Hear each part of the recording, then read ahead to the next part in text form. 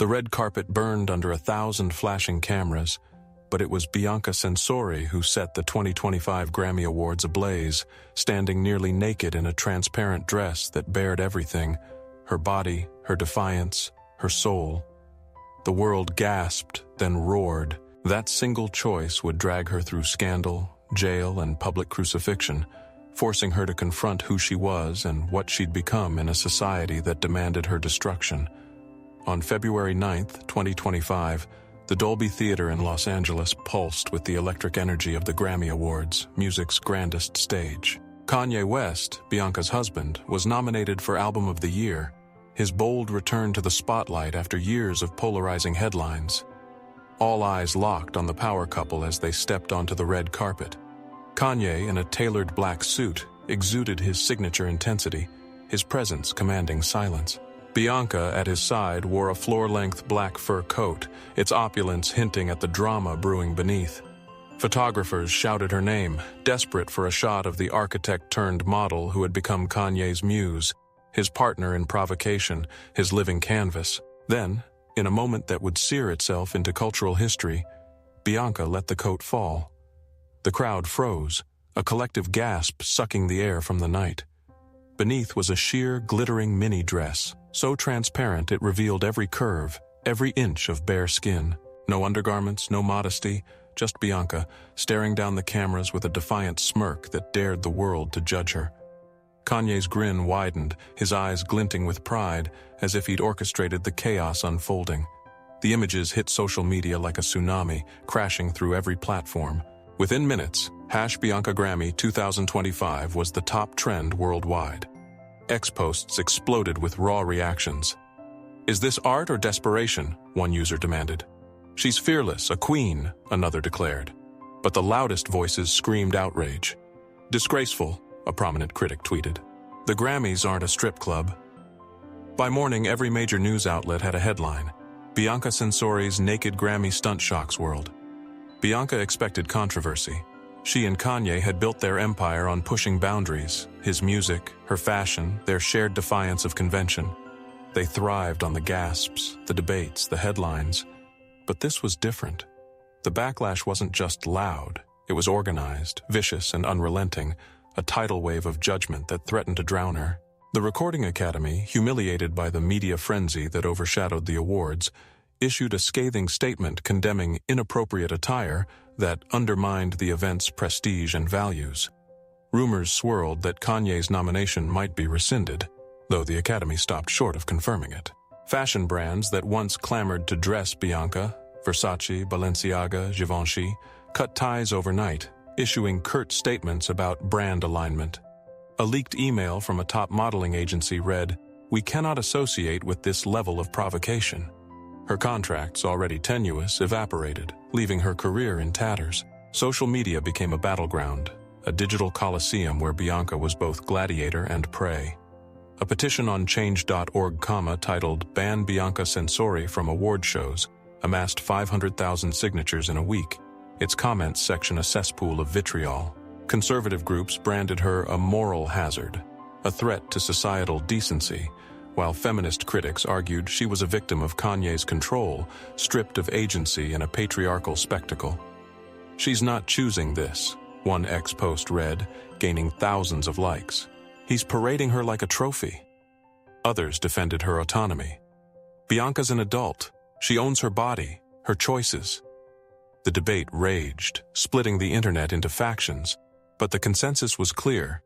Bianca had crossed a line, and the world demanded she pay. Then came the legal consequences, a sledgehammer no one saw coming. The city of Los Angeles, under pressure from family values advocates and emboldened by public outrage, charged Bianca with public indecency, a misdemeanor carrying a potential $1,000 fine and up to 6 months in jail. The complaint cited lewd conduct on a public stage, arguing her dress violated municipal codes governing appropriate attire. Legal experts called the charge a stretch, a relic of outdated laws.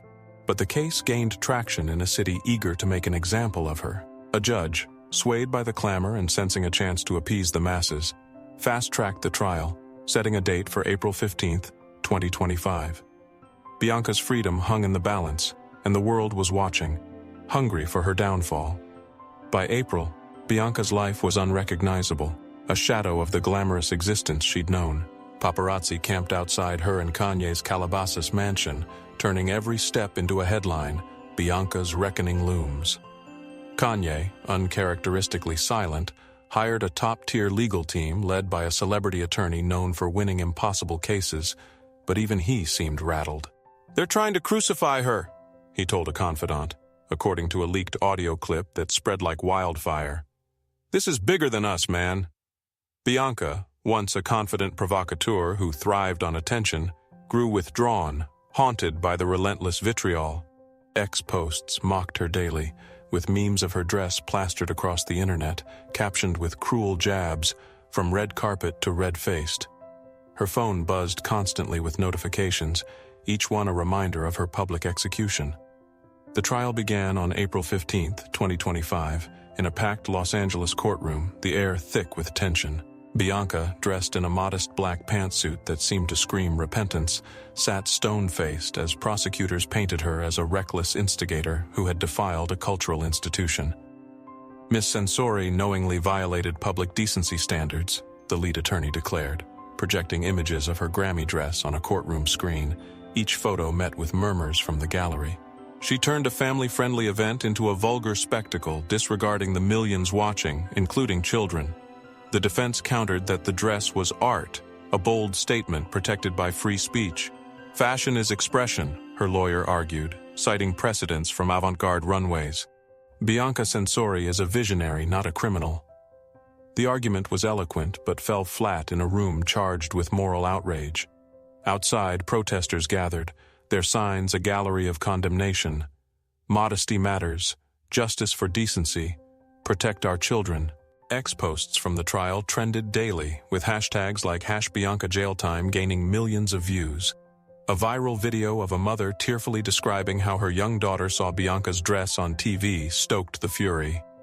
"My child asked why that lady was naked," she said, her voice breaking. "How do I explain this to a 6-year-old?" The clip racked up 10 million views, each share tightening the noose around Bianca's neck. The public's verdict was clear long before the judge's gavel fell. On April 22nd, the ruling came, guilty. The judge, a stern figure with a reputation for conservative rulings, cited significant societal harm and sentenced Bianca to 30 days in jail, a $1,000 fine, and 100 hours of community service. Gasps filled the courtroom, a collective shockwave rippling through the crowd. Kanye stormed out, muttering about an appeal, his face a mask of fury. Bianca, pale but composed, was led away in handcuffs, her head held high despite the weight of her fate.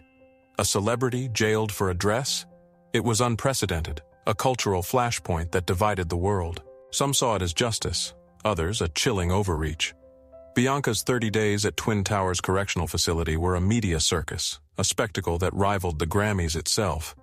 Tabloids published grainy photos of her in an orange jumpsuit, head bowed, her once flawless image reduced to a prison ID number. Ex-users speculated wildly. Was she breaking down? Was Kanye orchestrating a PR comeback from the shadows? Insiders, speaking anonymously, claimed she was isolated, spending hours journaling and reading philosophy to cope with the surreal reality of her confinement. A guard, quoted in a tabloid, said, "She's quiet, keeps to herself, doesn't act like a diva, just another inmate." The sentence was more than physical confinement. It was a public shaming, a ritual humiliation designed to break her. Late-night hosts piled on. "Bianca Censori, from runway to lockup," one quipped, drawing laughs from a studio audience. Fashion blogs declared her career over. "She's radioactive now," a Vogue editor told a podcast. "No brand will touch her, not after this." Even Kanye's inner circle began to fracture, with some blaming Bianca for tarnishing his legacy, their whispers leaking to gossip columns. Yet, in the silence of her cell, Bianca began to reflect, the weight of her choices pressing down like the concrete walls around her. For years, she'd lived in Kanye's orbit, her identity molded by his vision, his hunger for disruption. The dress, though her choice, was born from his encouragement to shock the world, to be a living rebellion against convention. Now, facing the consequences alone, she questioned everything. Who was she without him? What did she stand for beyond provocation? The answers were elusive, but a seed of resolve took root, a quiet determination to reclaim her narrative. Bianca was released on May 22, 2025, stepping into a swarm of cameras that greeted her like a returning warrior, or a wounded animal. She wore a simple white dress, her face bare of makeup, her eyes steady despite the chaos. Kanye was nowhere in sight, a conspicuous absence that fueled speculation about their marriage. In a brief statement, she said, "I've learned, I've grown, and I'm ready to move forward."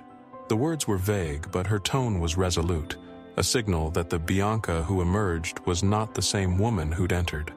Her community service, cleaning up Los Angeles parks under the watchful eyes of supervisors, became a media spectacle, a second act in her public trial. Photographers captured her picking up trash, her hair tied back, sweat on her brow, the glamour of the red carpet replaced by the grit of accountability. Some outlets mocked her. "From glamour to garbage," one headline sneered. But others saw humility, a woman owning her mistakes. Posts began to shift, slowly, incrementally. "She's doing the work," one user wrote, the post gaining thousands of likes. "Give her a chance." Bianca leaned into the task, engaging with local volunteers, asking questions about environmental causes, her curiosity genuine. Each day in the parks chipped away at the caricature the world had built, revealing a woman determined to redefine herself. Then came the unexpected, a move that caught even her critics off guard. Bianca launched Bare Truth, a foundation to support women facing public shaming, whether for their choices, their appearance, or their defiance of norms. "I know what it's like to be judged, to lose everything," she said at a small press conference, her voice steady but raw. "I want to help others rise above the noise." The foundation funded legal aid for women in similar cases, offered counseling, and hosted workshops on self-empowerment. Critics dismissed it as a PR stunt, a desperate bid for redemption, but participants told a different story. "She listened to me," one woman, a victim of online harassment, told CNN. "She sat there for an hour, just hearing my story. She gets it." The foundation's early projects, a scholarship for young women in fashion, a hotline for legal advice, gained traction, earning cautious praise from advocacy groups. Fashion, too, saw a new Bianca, one who refused to be defined by her past. She partnered with an ethical clothing brand to design a line of dresses that were bold yet tasteful, emphasizing empowerment over provocation.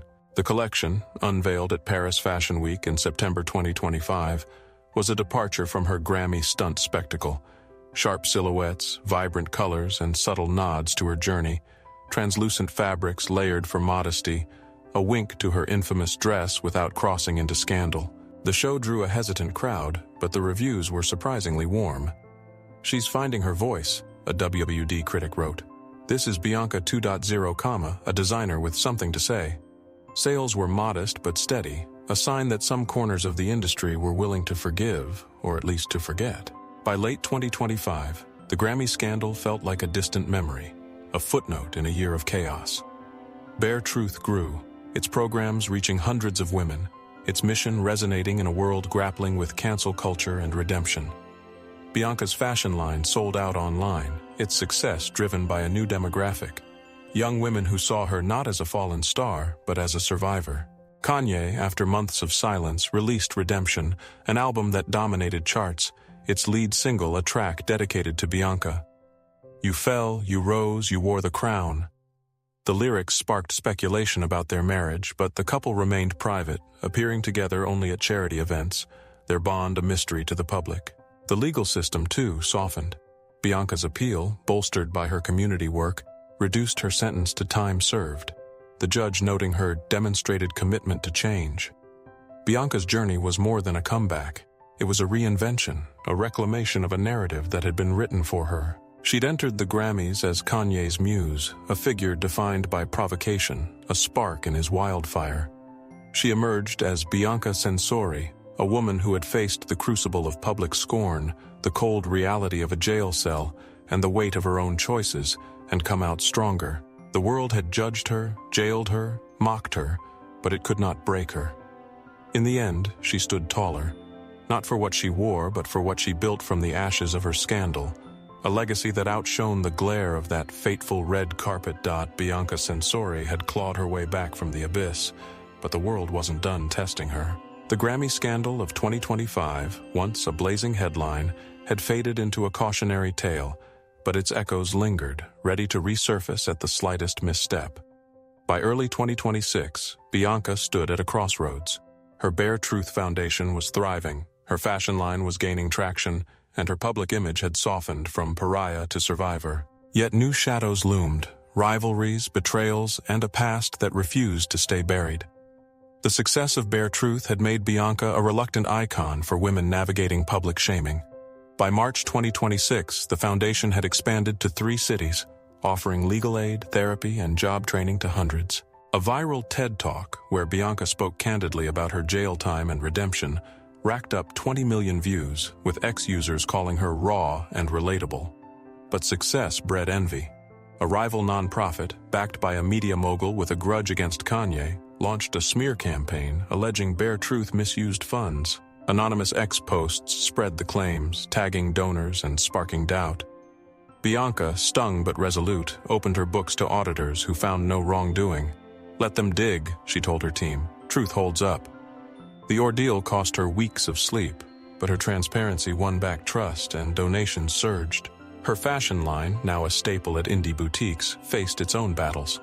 A former collaborator, a designer who'd worked on her Paris Fashion Week collection, sued for creative theft, claiming Bianca stole concepts. The lawsuit, splashed across tabloids, rekindled old narratives. Bianca the opportunist. She fought back in court, presenting sketches predating the collaboration. The case was dismissed, but the damage lingered. Some retailers dropped her line, wary of drama. "I'm not here to play victim," Bianca told a podcast. "I'll keep creating, no matter who tries to stop me." Her next collection, themed around resilience, sold out in hours, proving her staying power. Kanye remained a complex presence. His Redemption album had cemented his comeback, but their marriage stayed under scrutiny. A leaked photo of them arguing at a charity gala fueled rumors of a split. Ex-posts speculated. Is Kanye holding her back? In truth, they were navigating new boundaries. Kanye, proud but possessive, struggled with Bianca's independence. "You don't need me anymore," he said during a late-night talk, half joking, half wounded. Bianca, firm, replied, "I need us to be equals." They sought counseling, a secret they kept from the press, and emerged stronger, co-hosting a Bare Truth fundraiser that raised $2 million. The past resurfaced in June 2026, when a documentary, Grammy Gate, aired on a streaming platform. It dissected the 2025 scandal, painting Bianca as a calculated provocateur. Clips of her trial were juxtaposed with interviews from detractors, including the mother whose viral video had swayed the judge. Bianca, urged to respond, chose restraint, posting on X, "My story isn't theirs to tell. I'm writing it every day." Her silence was strategic, but the documentary stung, reigniting #Bianca jail time hashtags. Supporters rallied, flooding X with stories of how Bare Truth had helped them, drowning out the noise. A new challenge emerged. Politics. A conservative senator, eyeing re-election, cited Bianca's case in a campaign to tighten decency laws, proposing harsher penalties for public lewdness. Her name became a talking point in debates, a symbol of cultural decline. Activists urged her to speak out. At a rally, Bianca took the stage, her voice steady. "Punish actions, not expression. I paid my price. Let's not cage others for who they are." The speech went viral, earning praise from civil liberties groups but painting a target on her back. Threats flooded her inbox, forcing her to hire security. By late 2026, Bianca stood taller, not unscathed but unbroken. Bare Truth opened a 4th center, her fashion line expanded to Asia, and her marriage with Kanye found balance. The senator's bill stalled, thanks partly to her advocacy. The documentary faded, its narrative overshadowed by her work. "I'm not my mistakes," she told a crowd at a Bare Truth gala. "I'm what I build." The applause was deafening, a testament to a woman who'd turned scandal into strength, proving the world could judge, but it couldn't define her.